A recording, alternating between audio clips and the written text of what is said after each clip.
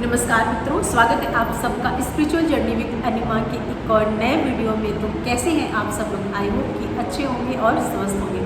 तो आज हम बात करते हैं उपासना और साधना। उपासना का मतलब है उपधन आसन, मतलब ईश्वर के पास बैठना, और साधना का मतलब है अपने आप को साधना। इसको हम बोलते हैं साधना। अपने आप को हम किस तरह से साध सकते हैं? कई तरीके होते हैं हमको अपने आप को साधने के लिए। तो सबसे पहले तो हम उपासना के बारे में बात करते हैं। उपासना भी एक तरह की पूजा ही है, आराधना ही है, लेकिन उपासना का मतलब होता है ईश्वर के पास बैठना, ईश्वर से अपना रिश्ता बनाना, ईश्वर से बातें करना, ईश्वर को समझना, ईश्वर को महसूस करना, वो होता है उपासना। और साधना मतलब हम अपने आप को साध लें। कई बार लोग गालियाँ देते हैं, कई बार लोग बहुत ज़्यादा खाते हैं, या बहुत सारे दुर्गुण होते हैं, या बहुत सारे गुण भी होते हैं, ऐसा नहीं है। तो हम उनको साध सकते हैं, उनको हम कंट्रोल कर सकते हैं, उसको बोलते हैं साधना। जैसे कि कई बार लोगों के मुंह से सुना होगा कि वो साधना में है व्यक्ति अभी, या वो व्यक्ति साधना में उठता नहीं है, बोलता नहीं है, बात नहीं करता है, खाना नहीं खाता है, मिलता नहीं है, मतलब वो साधना कर रहा है, मतलब उसने अपने आप को साध रखा है। कितना भी इम्पोर्टेंट काम हो जाए, कितने भी इम्पोर्टेंट लोग उससे मिलने आ जाएं, या कुछ भी हो जाए, लेकिन उसने अपने आप को साध रखा है, और वो नहीं, मतलब वो काम नहीं करेगा। जिस संकल्प में है वो उस संकल्प की शक्ति को महसूस कर रहा है, और उस संकल्प की शक्ति को और ज़्यादा हाई कर रहा है, और ज़्यादा हाई पावर के साथ में एनर्जेट कर रहा है। तो ये होता है साधना। और ऐसे ही होती है उपासना। तो उपासना का मतलब होता है, जैसा कि मैंने आप लोगों को बताया, कि ईश्वर के पास बैठना।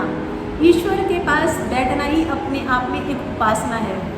जैसे कि जब हम किसी पॉजिटिव इंसान से मिलते हैं तो हमारे विचार ना बहुत ही पॉजिटिव हो जाते हैं। मान लीजिए अगर हम किसी व्यापारी से मिलते हैं और उसकी बातों को हम सिर्फ और सिर्फ आधे घंटे के लिए सुनते हैं, तो वो अपने बिजनेस के बारे में बात करेगा, अपनी तरक्की के बारे में बात करेगा, अपने हाई एंड लोज के बारे में बात करेगा, तो हमारे दिमाग में ना वो सारी चीज़ें चलने लग जाती हैं, और हमारा दिमाग कहीं ना कहीं परिवर्तित होना शुरू हो जाता है कि हाँ, इसने ऐसा किया तो शायद हम भी कर सकते हैं, या फिर अगर वो एफर्ट डाल रहा है तो हम क्यों ना डालें, मतलब वो भी एक इंसान है और हम भी एक इंसान है। तो ये होता है पास बैठना। तो ये होता है पास का असर, मतलब हम जब जितना पास में रहते हैं, जितना करीब में रहते हैं, हम वैसी ही वाइब्स और वैसी ही एनर्जी हम महसूस करते हैं। और सेम जगह पे अगर आप किसी नेगेटिव इंसान से मिलते हैं, वो अगर नेगेटिव बातें करेगा, गुस्सा करेगा, कलेश करेगा, लड़ाई करेगा, झगड़ा करेगा, तो ऑब्वियस सी थिंग है कि हमारे और आपके दिमाग में भी ना वो चीज़ें रिएक्ट करने लग जाती हैं थोड़ी देर से, और हमारी भी वाइब्स ना वैसी ही आ जाती है। तो हम उससे नहीं, किसी से नहीं, पर हो सकता है हम अपने आप में ही पता नहीं, मतलब गुस्सा जैसा महसूस करते हैं। तो ये उपासना की वजह से ही होता है। उपासना का मतलब उपधन आसन। हम पास में जैसे जिसके रहते हैं, जैसे जिसकी वाइब्स होती है, वैसा ही हम महसूस करते हैं। तो आखिर ईश्वर के पास हम क्यों बैठे? क्योंकि ईश्वर अपने आप में सर्वत्र है, ईश्वर अपने आप में एक एनर्जी है, ईश्वर अपने आप में एक पॉजिटिव है।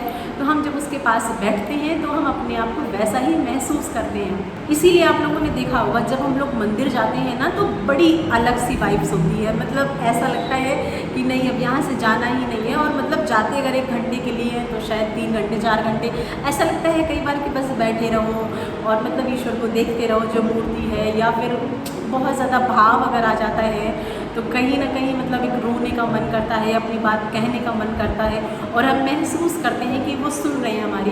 तो वो एक जगह ऐसी होती है जहाँ सिर्फ और सिर्फ पॉजिटिव वाइब्स होती हैं।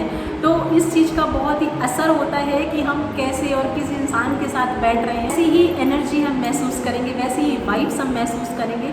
तो यही होता है उपासना, कि हम ईश्वर के पास अगर बैठते हैं थोड़ी बहुत देर के लिए ही सही, तो हमारे विचार, हमारा मन, हमारा दिमाग, हमारी आत्मा कहीं ना कहीं ईश्वर से जुड़ती ही है। और साधना, जैसा कि मैंने आप लोगों को बताया ही, कि साधना का मतलब होता है अपने आप को साधना, अपने आप की साधना करना। हम ईश्वर की साधना नहीं कर सकते, क्योंकि ईश्वर ऑलरेडी अपने आप सधा हुआ है, ऑलरेडी उसको पता है क्या सही है और क्या गलत है, क्या किसको देना है, किसके कर्मों के अकॉर्डिंग, तो वो वैसा ही कर रहा है।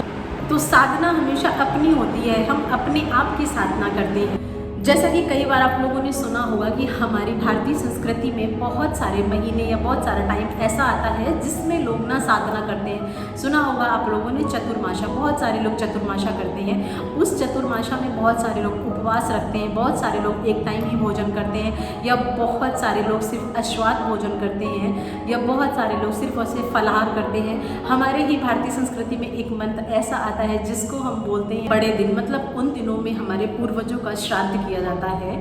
तो उस टाइम पे लोग बहुत ज़्यादा साधना करते हैं। और आप लोगों को तो पता ही है कि नवरात्रि, शिवरात्रि, इतने सारे ये महत्वपूर्ण दिन आते हैं। तो इन दिनों में तो अपने आप में ही एक अलग साधना होती है, लोग व्रत रखते हैं, पूजा करते हैं। तो ये सब साधना की ही प्रक्रिया है। और साधना का मेन मकसद या मेन मतलब क्या होता है? साधना का मेन मकसद और मेन मतलब एक ही होता है कि अपने आप को हील करना। क्योंकि साधना से हमारा मन, हमारे विचार और हमारी बॉडी सब कुछ हील होता है। तो हम सभी को उपासना और साधना करते रहनी चाहिए और ईश्वर से एक रिश्ता बना के रखना चाहिए और अपने आप को हील करते रहना चाहिए। तो आशा करती हूँ कि ये जानकारी और ये वीडियो अच्छी लगी होगी। अच्छी लगी हो तो वीडियो को लाइक और शेयर कर दें और चैनल को सब्सक्राइब करके बेल वाला आइकन प्रेस कर लीजिए, ताकि स्पिरिचुअल जानकारी हम एक दूसरे के साथ शेयर करते रहें। और आप लोग कमेंट के माध्यम से अपनी भी जानकारी शेयर कर सकते हैं। तो जय श्री कृष्ण।